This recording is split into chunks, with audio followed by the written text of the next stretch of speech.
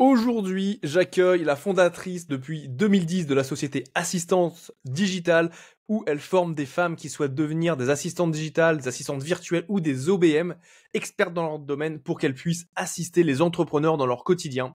Elle est également auteure du livre Imparfaite et épanouie, livre dans lequel elle s'adresse aux femmes actives qui souhaitent un équilibre dans leur vie pour qu'elles soient enfin heureuses et épanouies comme elle l'est aujourd'hui. Au travers de son expérience personnelle, elle partage le cheminement qu'elle a fait et mis en place pour se retrouver elle et enfin se sentir en équilibre dans sa vie. Aujourd'hui, j'ai le plaisir d'accueillir Sandy Verdure. Salut Sandy, comment vas-tu? Salut. Merci beaucoup pour cet accueil, merci pour cet échange et ça fait très plaisir d'entendre sa petite bio comme ça, j'ai l'impression d'être une rockstar. Merci Eh à ben, toi. tu as bien fait de venir. On enregistre ça un vendredi matin. Bonne façon de commencer à terminer la semaine du coup. Ouais, exactement.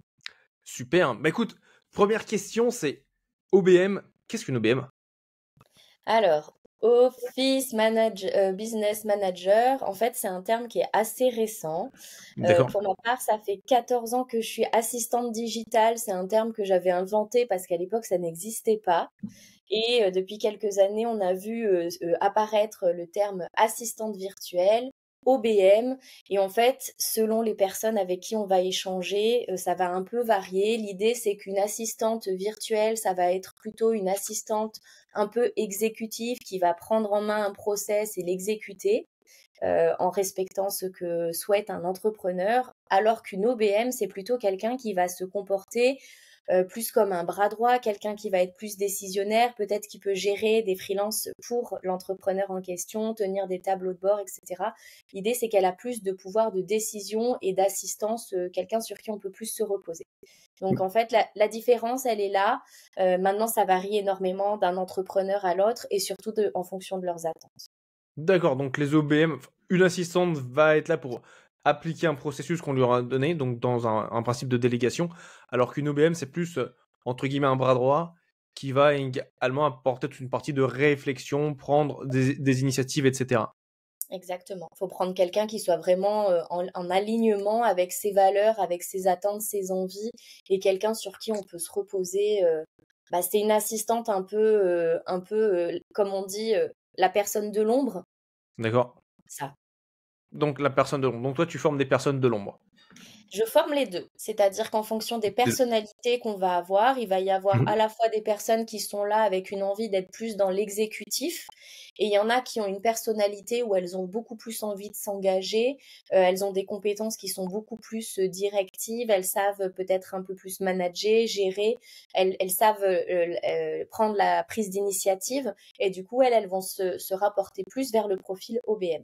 Donc en fait, la subtilité, ça dépend aussi de la personnalité de la personne et des envies du moment.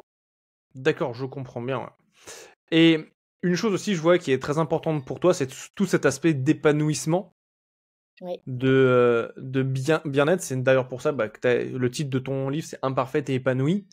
Tu peux nous en dire plus, voilà, sur cette saveur que tu apportes dans le fait de devenir soit assistante virtuelle, soit OBM. Ouais. Alors en fait, si tu veux, j'ai été maman jeune. J'ai eu mon premier garçon à 24 ans et le deuxième à 26 ans. J'étais pas du tout épanouie dans le travail où j'étais. Je Mm. travaillais dans le milieu bancaire à l'époque où on disait pas trop que c'était de la vente et on continuait à dire qu'on était dans le conseil et de l'aide à la personne, ce qui n'était déjà plus le cas. Mhm. J'ai décidé de démissionner pour me consacrer à mes enfants, sauf que au bout d'un moment, maman au foyer, si tu veux, t'as pas d'existence, t'as pas de personnalité, entre guillemets, vis-à-vis du monde, c'est difficile. Et je cherchais vraiment un métier dans lequel je puisse m'épanouir en conciliant une activité professionnelle et en même temps sans avoir à choisir entre mon rôle de maman, mon rôle d'épouse ou autre. Et c'est là que, en fait, si tu veux, j'ai eu une opportunité à l'époque qui s'est présentée un peu comme ça par hasard, où j'ai commencé à assister un entrepreneur du web à rentrer dans le milieu de l'infoprenariat, là où c'était tout naissant, et où en fait on s'est rendu compte que le métier d'assistante digitale, si tu veux, c'était un métier d'avenir, et plus le temps a passé, plus le Covid est arrivé à encore plus accélérer le truc, c'est-à-dire que assistante digitale, tu peux travailler pour des infopreneurs du web, mais tu peux très bien assister aussi un artisan, une petite TPE-PME, parce qu'aujourd'hui le télétravail, ça fait partie du quotidien. toutes les démarches administratives se font en ligne et en fait, tu peux t'adresser autant à des gens du web que des gens qui sont dans un secteur très classique. Et en fait, moi, à partir du moment où j'ai commencé à travailler dans ce milieu-là, j'ai commencé vraiment à être épanouie dans le sens où je travaillais, je m'investissais, etc. et je m'éclatais dans ce que je faisais. Mais tout à côté, j'étais disponible pour mes enfants quand c'était nécessaire. J'étais présente et du coup, j'ai pas eu à choisir entre ma casquette de maman et ma casquette d'indépendante. Après, la vie a fait que j'ai divorcé et ça a été encore plus important dans le sens où j'ai été indépendante financièrement. J'ai pu m'acheter mon appart, j'ai pu être là financièrement pour mes enfants. Ensuite, j'ai eu la chance de reconstruire ma vie, mais du coup, en fait, à chaque fois, mon job m'a permis d'être une femme indépendante à tous les niveaux, épanouie, et du coup, ça me permet aussi de partager ma vie aujourd'hui avec quelqu'un où c'est un choix, on est épanoui et entier à deux, et en fait, on est la cerise sur le gâteau, si tu veux. Mais en fait, ce job-là, ça m'a vraiment apporté ma liberté et la vie qui m'épanouit moi. Et c'est ce que je souhaite aujourd'hui. Et c'est vrai que ma mission profonde pour moi, c'est d'aider les femmes à s'épanouir et de pouvoir être entières sans avoir à choisir une casquette dans leur vie. Donc, c'est mon côté un peu féministe. Excellent. Et qu'est-ce qui fait, selon toi, qu'aujourd'hui, voilà, ces nouveaux métiers ont de plus en plus le vent en poupe? Alors, déjà, je pense que la période Covid, beaucoup de personnes ont dû se retrouver confinées à travailler à distance. Et là où le télétravail, c'était quand même assez on était quand même un petit peu des extraterrestres, hein. Moi, on comprenait pas comment je pouvais travailler à distance. On me disait, mais tu fais quoi exactement? Comment tu gères? Ceux qui étaient dans le milieu du web, qui s'inspiraient de ce qui se passait à l'étranger, aux États-Unis, en fait, c'était hyper concret pour nous. On se disait, mais c'est la liberté, ils comprennent pas.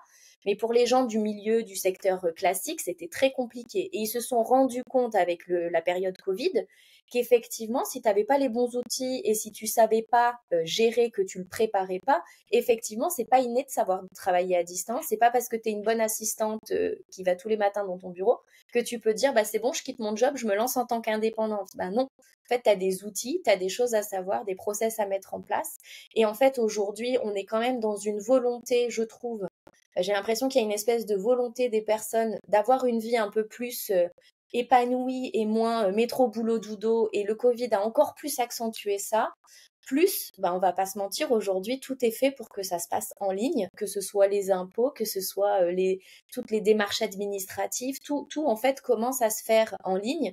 Et du coup, il y a beaucoup de sociétés aujourd'hui qui se retrouvent à fonctionner à l'ancienne, qui ont besoin d'apprendre à se digitaliser et à travailler avec les nouvelles façons de faire. Et du coup, ils sont obligés de prendre un virage. Et du coup, les assistantes digitales sont là aussi pour apprendre aux entrepreneurs à se digitaliser, quel secteur qu'il soit. Donc, je pense que ça accélère tout ça. Et puis du coup aussi, il y a beaucoup plus aujourd'hui d'entrepreneurs qui n'ont pas forcément envie d'avoir des locaux, d'avoir une assistante en CDI à temps plein, c'est coûteux. Le fait de pouvoir dire je prends une assistante qui répond à mes besoins pour un forfait, ça lui coûte moins cher. Elle, ça lui donne la possibilité de travailler aussi comme elle le souhaite en s'organisant. Tout le monde est content, quoi. Tout le monde est content, bonne nouvelle. Quand ça se passe bien, oui, c'est le but quand même. Quand ça se passe exactement. Et pour les personnes qui nous écoutent, voilà, on a principalement voilà, des entrepreneurs qui ont déjà des business qui tournent bien sur ce podcast.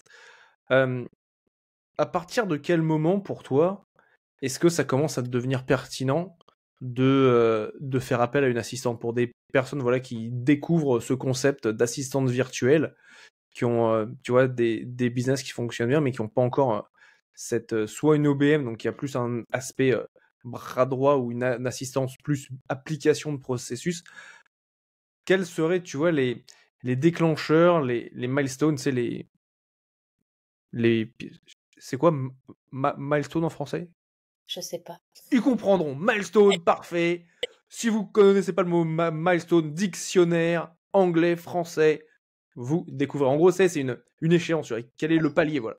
Le palier qui fait qu'à un moment, tu sais que c'est temps de déléguer. Ouais. Alors, souvent, c'est quand tu commences à courir partout en tant qu'entrepreneur, que tu commences à avoir les journées où quand tu attaques la journée, tu es épuisé, le soir tu finis, il est tard, tu commences à manger vraiment sur le pouce ou devant ton ordi, t'as plus trop le temps de faire ton sport si t'as une hygiène de vie, etc. Quand tu sens qu'en fait, tu te laisses dépasser par ton activité professionnelle, tu te laisses déborder, tu commences à avoir une espèce de saturation. Là, c'est vraiment le moment. C'est limite un peu trop tard, mais ça veut dire qu'en gros, la journée, elle fait 24 heures pour tout le monde, mais c'est qu'il y a des choses que tu dois déléguer, que tu puisses te reposer sur quelqu'un pour te concentrer sur ton cœur de métier, à savoir la création, la vente de ton produit, parce que tu es le meilleur commercial de ton produit finalement.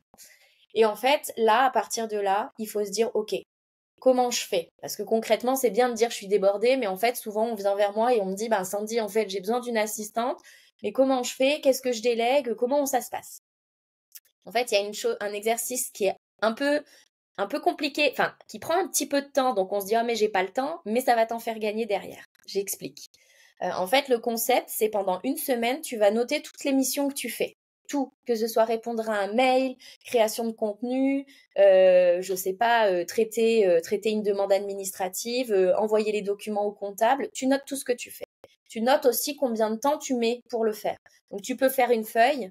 Tu peux aussi mettre un outil comme Toggle qui enregistre le temps avec des tags de mission, mais au moins, l'idée, c'est d'avoir vraiment un recul sur une semaine, parce qu'en général, on a une semaine un peu type. Selon l'activité, peut-être 2 semaines. Mais en fait, après, ça va te permettre de mettre en évidence combien de temps je passe pour faire de l'administratif, de la compta facturation, du support client, de la création de contenu, la mise en ligne de podcasts, etc. En gros, tu vas mettre en lumière le temps que tu passes et sur quoi.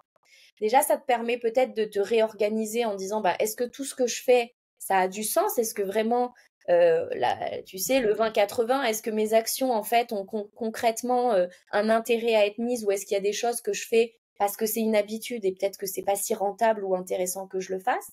Mais ça te permet aussi de te dire, OK, tout ce qui est administratif, j'ai peut-être 2 heures par semaine. La préparation de la compta, mis bout à bout, ça me prend 3 heures dans le mois. Et en fait, tout ça, ça te permet d'avoir ta fiche de poste, finalement, de quoi tu veux plus, toi, finalement, qu'est-ce que tu veux continuer à faire sur toutes ces missions, te concentrer sur ce qui te fait vraiment vibrer, et encore une fois, ton cœur de métier. Et en même temps, ça te permet de savoir le nombre d'heures dont tu as besoin. Donc, en fait, ça t'aide à faire ta fiche de poste. De dire, j'ai besoin de quelqu'un pour gérer l'administratif, tac, tac, tac, tac, la facturation compta, tac, tac, tac, tac, la mise en ligne de podcast, la création de contenu, et au final, en temps total, ça prend tant de temps. Et en fait, du coup, après, tu n'as plus qu'à aller à la recherche de la personne qui correspond à tes valeurs pour pouvoir trouver ton assistante idéale. Et puis, du coup, ça t'aide aussi à commencer à réfléchir à la mise en place de process. Intéressant. Donc pour toi, c'est plus par rapport à quand est-ce que tu es blindé en termes de temps, en fait?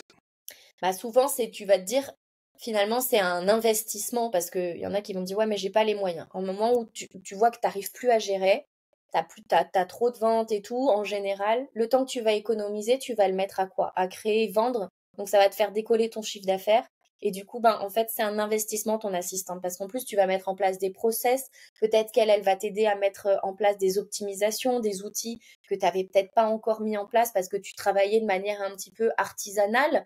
Tu faisais ton truc dans ton coin, mais quand tu commences à construire une équipe, tu es obligé, en fait, de professionnaliser, de mettre en place des process, des outils, des CRM, des choses, tu vois, qui viennent te faciliter la vie. Et bout à bout, en fait, tout ça fait que tu vas gagner du temps, de l'énergie, et du coup, tu vas le mettre au service de ton produit ou de ton service. Ah, ça, je le vois absolument, tu vois. C'est quelque chose, simple. Avoir une assistante, là, elle a pris en main les process qu'on a. Tu parlais des podcasts. Concrètement, on est sur un podcast. Bien évidemment, il y a un process qui est derrière. Et là, maintenant, elle l'a pris en main. C'est délégué complètement. C'est aller en une demi-heure par semaine maintenant, même moins. Là, concrètement, cette semaine, en un quart d'heure, j'ai généré plus de 2 semaines de podcast, tu vois.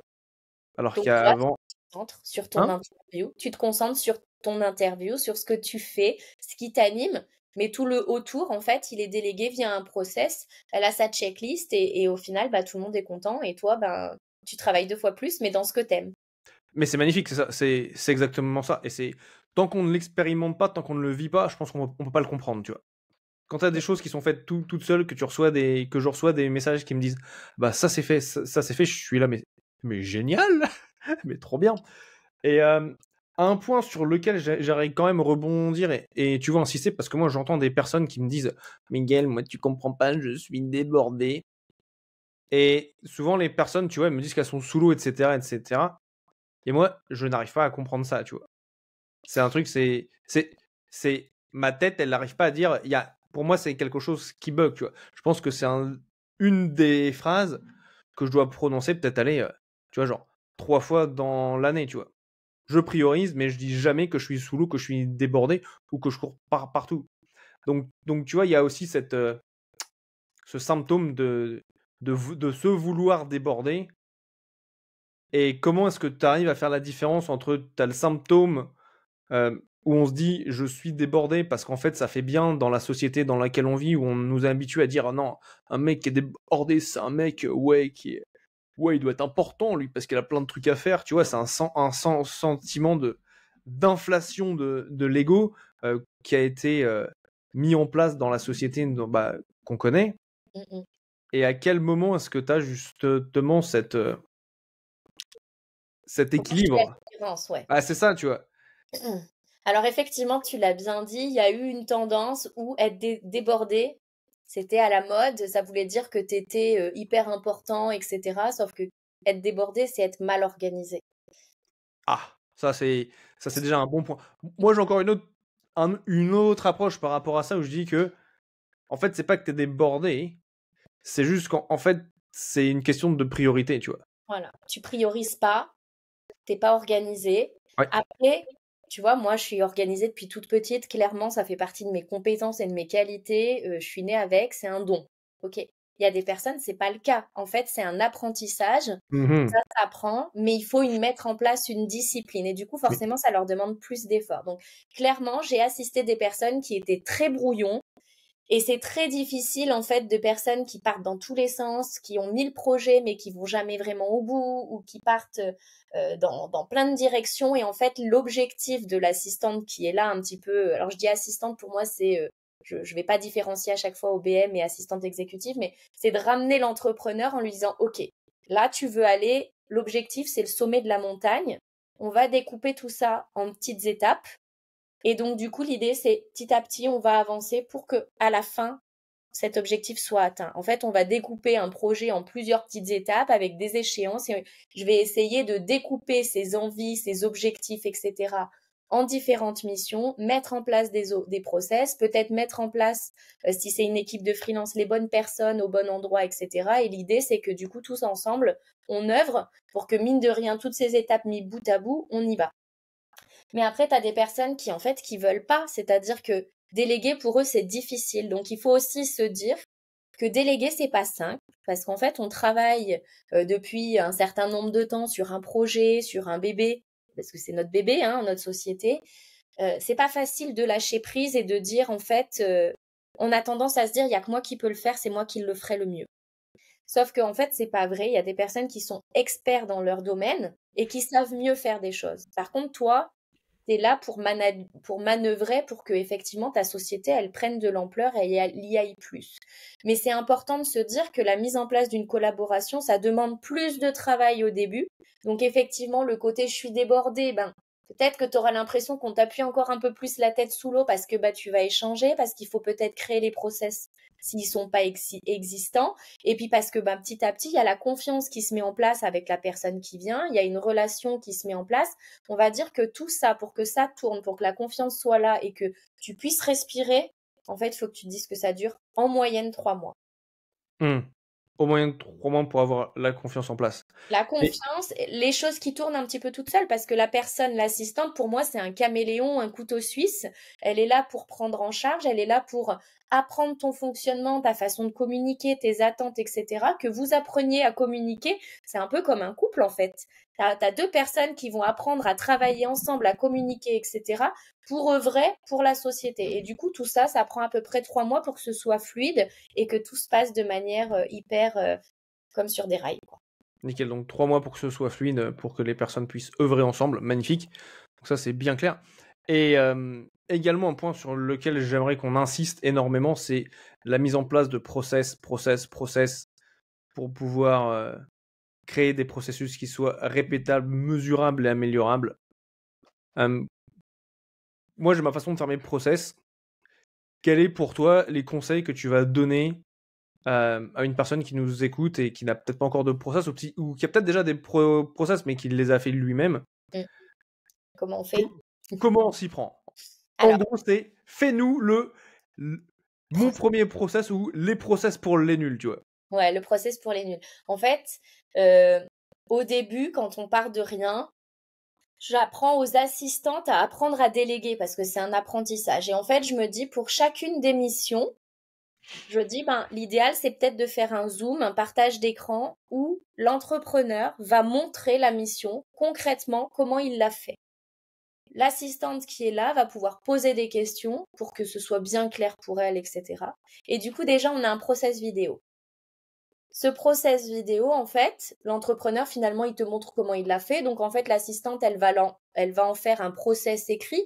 En gros, à qui ça s'adresse, quel est l'objectif quand la tâche est terminée, étape 1, étape 2, étape 3, tous les documents, les ressources, les comptes utilisés. Et en fait, l'idée, c'est d'avoir un espèce de document partagé qui va être le process de la mission en question. Et l'idée, c'est d'aller au plus simple en mettant des captures d'écran et tout. L'idée, c'est que quelqu'un qui n'y connaît rien, quelqu'un qui prend le poste, soit capable de prendre et de réaliser la mission. Et l'objectif et le travail de l'assistante, c'est aussi de le faire évoluer, c'est-à-dire qu'on part de comment fonctionnait l'entrepreneur. Peut-être qu'elle a des conseils d'optimisation à voir avec lui, à mettre en place, et du coup, le process va évoluer et va changer. Et aussi, ben, en fonction de l'évolution de la société, ben, le process va aussi évoluer. Donc, il faut toujours penser à mettre à jour. Et la personne qui suit le process, elle a le devoir de faire les mises à jour pour que ce soit toujours au plus proche de la réalité. Et en fait, en partant d'une vidéo, on en fait un écrit. Et pour moi, c'est très important parce que, un, ça professionnalise. Deux, ça permet aussi à l'entrepreneur de bien insister sur quelles sont mes attentes, pourquoi je le fais. Et finalement, est-ce que ça a un sens d'être délégué ou est-ce que ça fait partie des choses que finalement, c'est une habitude et ça n'a pas de sens. Et ça peut être aussi à un moment de dire, ben, on arrête ce process, ça n'a plus de sens, on fait supprimer. Mais ça permet aussi que l'assistante, ben, pour X ou Y raison que ce soit, ben, des fois on arrête, la collaboration s'arrête. Ben, quelqu'un qui prend le relais, ben, en fait, elle a plus qu'à suivre et à appliquer ce qui a été vu. Donc, en fait, c'est hyper serein. Et puis, quand il y a des vacances, ben, une personne A peut remplacer la personne B et inversement. Et du coup, le process, ça permet ça, en fait. Donc, du coup, la sérénité de dire, ben, moi, je m'occupe de faire ça toutes les semaines, ça tous les mois. Là, je pars en vacances de là à là. Du coup, c'est un tel qui prend, je te donne les process et normalement, tu as tout pour pouvoir réussir. Ben, c'est hyper aussi rassurant pour un entrepreneur, quoi. Les vacances sont pas les mêmes. Les vacances sont pas les mêmes, je te le confirme. Quand j'étais parti en vacances et qu'on avait et que je savais que j'avais tout mon contenu qui était planifié pour mes 2 semaines de vacances et que j'ai pas besoin de me 1, 2, 3 et que je n'ai pas besoin de m'en soucier, c'était absolument extraordinaire. Exactement. Et là, tu vois, là, je parle, on se marie au mois de juin, dans 3 mois, jour pour jour, à l'heure d'enregistrement de ce podcast. Eh ben, félicitations. Merci beaucoup. Beaucoup. Et je dis à l'heure, on sera en Indonésie, et du coup, c'est même peut-être à l'heure même, tu vois. Et super. Donc, très cool. Et ça fait partie, tu vois, des choses. J'enregistrais un podcast avec quelqu'un qui s'appelle Jérémy Coleman il y a quelques semaines de ça. Et il me disait, lui, quand il a planifié son congé paternité, il l'avait prévu de mémoire 6 mois en avance, tu vois. Ouais.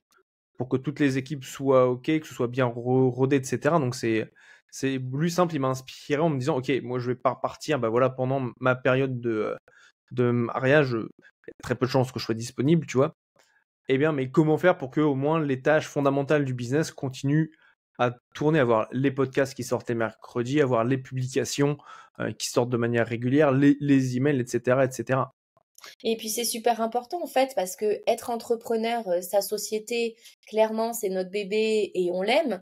Mais si on ne travaille pas la vie de couple, la vie familiale, etc. Enfin concrètement, quand on arrive à la fin de sa vie, ce qui nous aura le plus épanoui, c'est pas forcément la société non plus quoi. En fait, on n'a pas envie de dire a eu un super podcast. Enfin, j'ai pas envie d'être définie parce que j'ai eu ma société ou j'ai eu mon livre. En fait, j'ai aussi envie qu'on me dise ça a été une compagne attentionnée, une amie qui était présente et une maman aimante, tu vois. Et donc, du coup, c'est aussi important de se caler ses points de vacances dès le début de l'année, de pouvoir mettre ses périodes off. Et du coup, ben, qui plus est, de se dire, ben, en fait, c'est important de garder son équilibre de vie pour pouvoir nourrir toutes les facettes de sa vie, quoi. On n'est pas juste des entrepreneurs et ça, je pense que c'est important de pas l'oublier. Même si quand on se lance ou même si parfois par période, on a des grosses périodes chargées, ok, mais si c'est tout le temps, en fait, c'est qu'il y a quelque chose qui va pas. C'est ça. Et tu parlais de pouvoir se reconcentrer sur ce qu'on fait et de travailler justement, de revenir dans sa zone de génie. Moi, c'est quelque chose que j'appelle son différenciateur inné, ce qui fait qu'on est différent de tous les autres. Pour une personne qui nous écoute et qui commence et que ça lui a ouvert le champ des possibles en se disant ah ouais, moi c'est un truc qui m'intéresserait bien, tu vois, de me reconcentrer sur ma zone de génie. Quelles seraient les 3 choses à lui partager, peut-être les 3 premières, soit prises de conscience, ou soit peut-être les 3 premières actions à faire, les 3 premières choses à déléguer, qui lui permettra de commencer ce chemin vers en fait moins d'opérationnel, tous les petits trucs chiants qu'on fait parce qu'on a à le faire, et plus les choses que lui il aime vraiment faire. Et je vois quand j'ai commencé mon business, moi j'étais déterminé, je me suis dit c'est mon business, tous les trucs qui vont arriver à moi, je vais réussir à les faire, etc. Je me suis dit la comptabilité, pas de problème, je vais m'occuper de tout ça. Et là, depuis bientôt un an, j'ai un comptable qui s'occupe de toutes mes réconciliations, factures, patins, couffins. Ah, mais c'est tellement extraordinaire, tu vois. Ben, c'est clair. En fait, si tu veux, un entrepreneur, au départ, il faut qu'il se dise, ben, j'ai eu une idée, un projet, un produit, un service. J'ai eu envie de me lancer et de lui donner vie. Mais en fait, il n'a pas pensé à tout ce qui va graviter autour, qui effectivement est chronophage et en fait, tout le monde n'est pas bon pour gérer l'administratif, comme tu dis, la compta, etc. Et, et c'est vrai que se concentrer sur le pourquoi on s'est lancé, c'est important, sans se laisser éparpiller par tout ce qui vient parasiter l'activité d'entrepreneur, mais malheureusement qui fait partie aussi de notre vie d'entrepreneur. Donc, les premières choses en général qu'on nous délègue, ça va être effectivement, tu l'as bien dit, la comptabilité. Alors, la comptabilité entre guillemets, parce que quand on est indépendant, on n'a pas le droit de faire du rapprochement bancaire. C'est pénalement, on peut être poursuivi et être radié en tant qu'indépendante. Donc, en fait, ce qu'on fait, c'est la Ça veut dire préparation. qu'on n'a pas le droit de faire de rapprochement bancaire. C'est un peu comme de la concurrence déloyale par rapport au cabinet comptable. De la même manière que tu as les avocats, tu pourrais pas être conseillère en conseil juridique si tu n'as pas de diplôme, en fait, si tu veux. C'est une fraude. Donc, en fait, nous, on n'a pas le droit de faire de rapprochement bancaire. À vous, les assistantes, pas Oui, les oui. entrepreneurs. Là, non, les entrepreneurs, c'est ton activité. Donc, oui, je Parce te que là, parle. j'allais dire, Ah bah si, non, toi. Mais le rapprochement grosse nouvelle. bancaire, voilà. Quand tu es en micro-entreprise, de toute façon, tu n'as pas besoin de faire de rapprochement bancaire, a priori. Mais quand tu as une structure un peu plus type SASU, URL ou autre, effectivement, tu as le rapprochement bancaire, mais en général, ton comptable, il le fait. Donc, du coup, en tant qu'assistante, ce qu'on va faire d'abord, ça va être de fournir tous les documents qui sont nécessaires à l'expert comptable pour qu'il puisse faire les déclarations de TVA, etc. Donc, en fait, en gros, la première chose qu'on nous délègue, nous, c'est les relevés bancaires, d'aller Ok. chercher toutes les factures qui viennent pour que chaque ligne égale un justificatif, donc que ce soit se connecter sur les comptes, les récupérer dans les boîtes mail et tout. J'ai même des clients qui m'envoient tous les mois par courrier, en fait, une enveloppe dans laquelle il y a tous les petits tickets. En fait, ils se sont créés tous les mois une petite enveloppe avec mon adresse, et dès qu'ils rentrent de chez eux, ils mettent les tickets. Quand c'est une note de frais, ils marquent NDF, ils mettent ça, et le 31 du mois, pouf, ça part à la poste. Moi, je scanne tout, je renomme tout, je récupère tout. Et en fait, après, on envoie à l'expert comptable, et du coup, l'expert comptable a tout ce qu'il lui faut pour faire la déclaration de TVA en temps et en heure. Et puis, bah, du coup, tu te retrouves pas à la période du bilan comme certains avec 300 pièces manquantes parce qu'en fait, tu l'as pas fait mensuellement.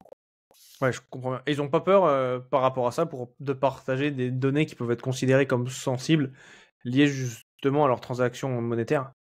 Alors, tu sais, je pense que quand tu passes le cap de te dire je prends quelqu'un, une assistante, etc., déjà, on a un secret professionnel, c'est-à-dire que j'ai eu pas mal d'entrepreneurs dans ma vie, j'ai eu des choses que j'ai su à titre pro, mais aussi à titre perso. En fait, c'est comme quand tu travailles à la banque, c'est le secret bancaire, le secret confidentiel. En fait, tu signes un contrat de confidentialité et une bonne assistante, en fait, c'est une tombe. Tu peux me tirer les verres du nez tant que tu veux. En fait, je te donnerai pas des informations qui sont liées soit aux finances, soit à la vie privée des gens. Je peux te donner des logiciels qu'ils utilisent ou des choses comme ça, mais en fait, en général, je suis jamais allée bien fouiller et c'est pas l'objectif, en fait. Si tu veux, on s'en fout. Nous, on a une mission à faire. L'objectif, c'est que ce soit bien fait. Et puis, on a d'autres choses qui nous occupent. Et puis, en fait, si tu veux, on n'a pas de temps à perdre à ça. Si c'est quelqu'un qui cancane et qui pourrait s'en servir, bon, à mon avis, tu vois, elle fera pas long feu dans l'activité. En tout cas, moi, je veille à ce que ce soit dans les caractéristiques des assistantes que je forme. Tu veilles au grain. Je veille au grain. Pour que ça cancane pas. Pour que ça cancane pas. Et puis de toute façon, enfin, tu vois, c'est vraiment pas l'objectif.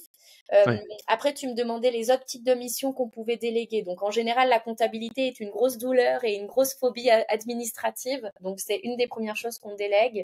Ensuite, il va y avoir tout ce qui peut être le tri de la boîte mail quand il commence à y en avoir vraiment beaucoup, pour que l'assistante s'occupe de faire peut-être un peu de support client et de pouvoir répondre à tout ce qui est les premières choses un peu faciles. La prise de rendez-vous, ça peut être aussi finaliser les rendez-vous, finaliser les déplacements, tu vois, te servir d'elle un peu comme une assistante personnelle où elle va un peu être là sur tout ça. Et puis après, tu vas avoir aussi la création de contenu sur les réseaux sociaux, en sachant que nous ne sommes pas community manager, parce que c'est vraiment encore une casquette un peu plus loin.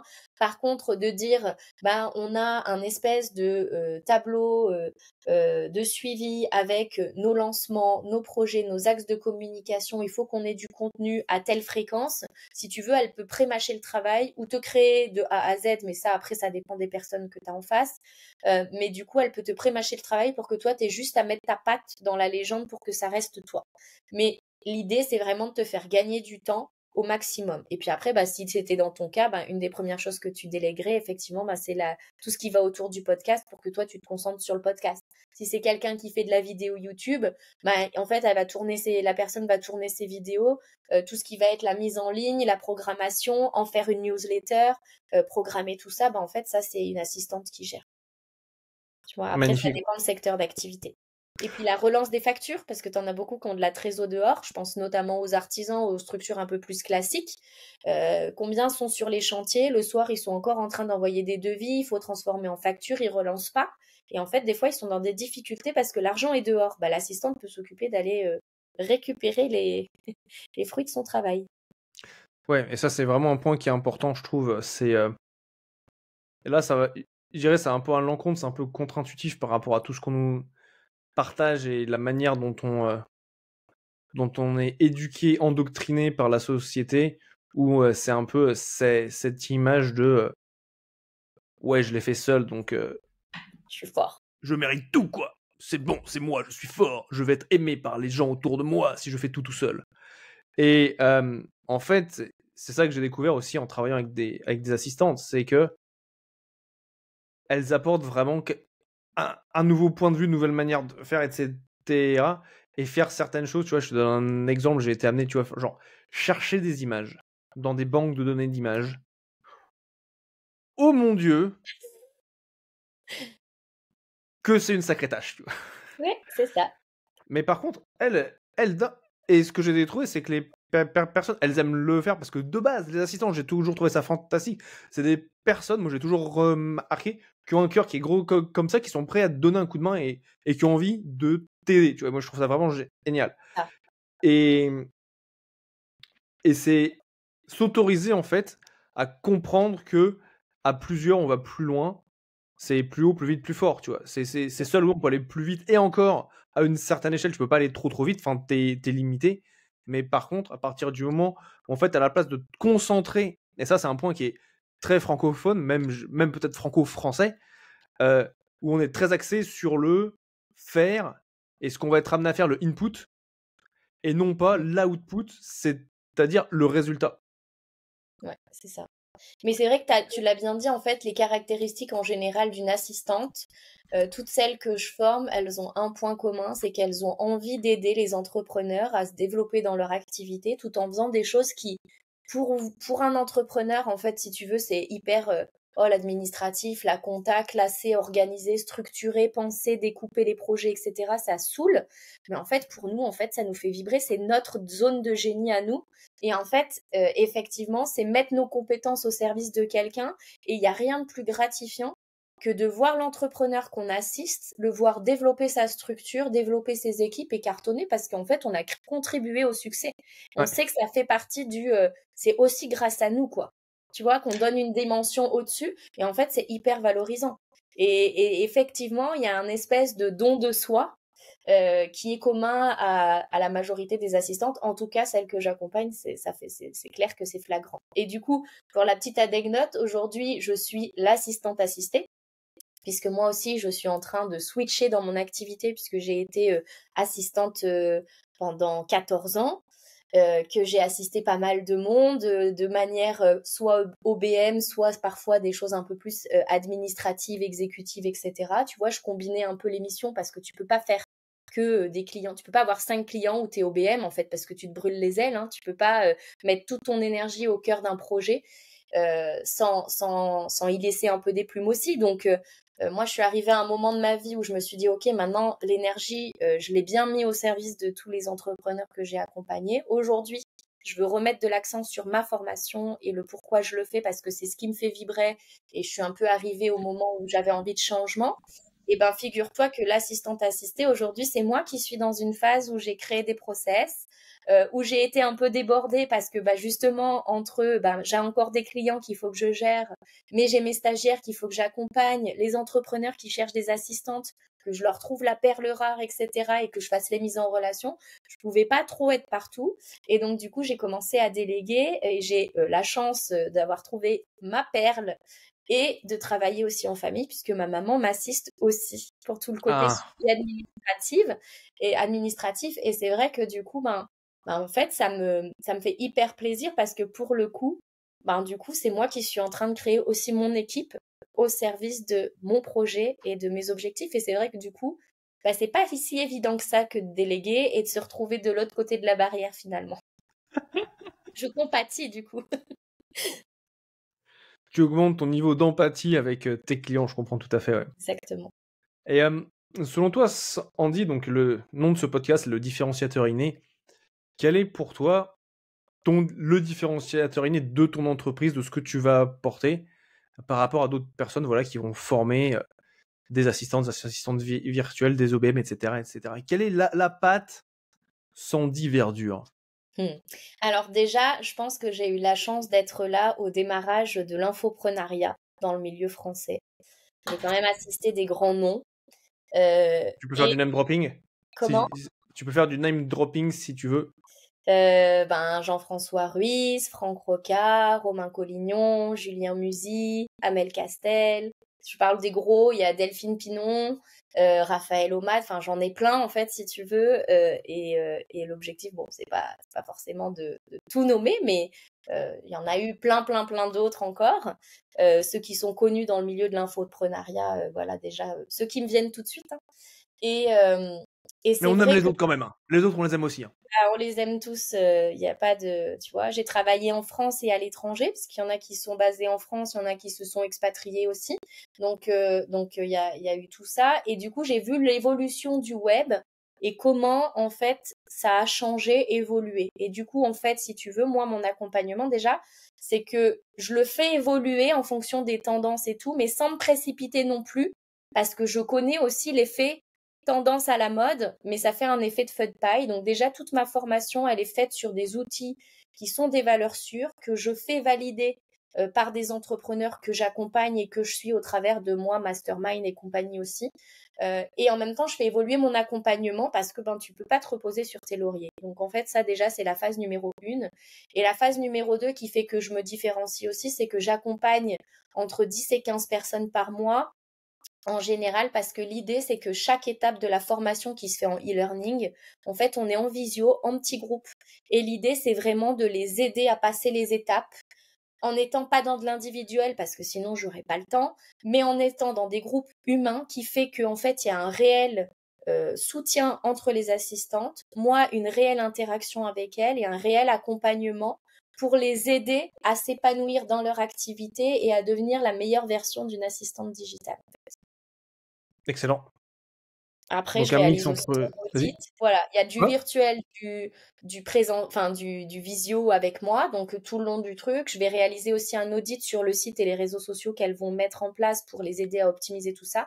Et je les accompagne jusqu'à leur premier client, c'est-à-dire que quand j'ai une assistante, en fait, si tu veux, elles sont pas débutantes. Il y en a, elles ont 15 ans de boîte dans des gros groupes ou dans des structures où elles ont fait ça pendant longtemps. Donc, si tu veux, les qualités humaines, elles les ont, les façons de travailler classiques, elles les ont. Je leur apprends juste à apprendre à faire dans le web, parce que du coup, à distance et en télétravail, c'est quand même un apprentissage.